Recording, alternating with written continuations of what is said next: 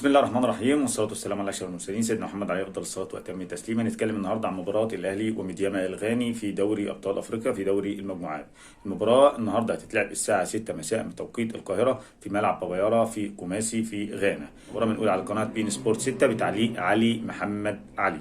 كل التوفيق لنادي الاهلي النهارده في المباراه، ويفوز ويوصل للنقطه 9 ويضمن بنسبه كبيره صعوده للدور القادم باذن الله.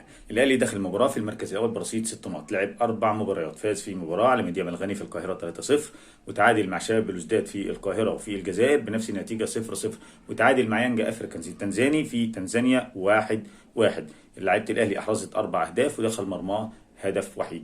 ميدياما الغاني داخل المباراه وفي المركز الرابع برصيد 4 نقط، لعب 4 مباريات زي النادي الاهلي، فاز في مباراه وتعادل في مباراه واتهزم مباراتين، لعبته احرزت 3 اهداف ودخل مرماه 8 اهداف. مدياما في المركز الاخير ب4 نقط، الاهلي في المركز الاول 6 نقط، يعني الفرق مش كبير، وكل الفرق عندها يعني نسبة حظ كبيرة في الصعود للدور القادم.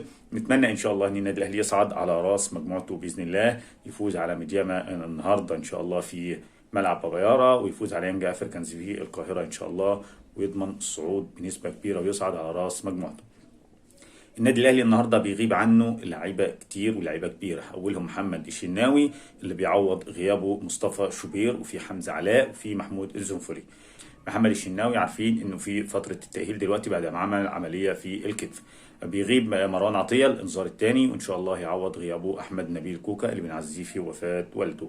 وبيغيب برضه عن المباراه محمود عبد المنعم كهربا اللي استأذن من الجهاز الفني عشان فرح اخته. في جدل كبير قوي على موضوع محمود عبد المنعم كهربا واستبعاده في مباراه هامه زي دي، ولكن الجهاز الفني عطاله الراحه واداله الاذن، فخلاص بقى ما حدش يقدر يتكلم، لان الجهاز الفني بقياده مارسيل كولر وخالد بيبو مدير الكوره هم اللي يتحملوا نتيجه المباراه دي. مباراه مهمه، اعطى راحه لمحمود عبد المنعم كهربا في موديست ورجع للقائمه، وسام بن علي الفلسطيني المهاجم الجديد، وممكن يلعب راس حربه برضه برسيتاو، وهو بيلعب اوقات طاهر محمد طاهر. فهنشوف نتيجه المباراه ترسى على ايه، وان شاء الله النادي الاهلي يقدر يفوز بالمباراه ويوصل للنقطه 9 ان شاء الله، ويضمن بنسبه كبيره زي ما قلت لك بالصعود للدور القادم باذن الله.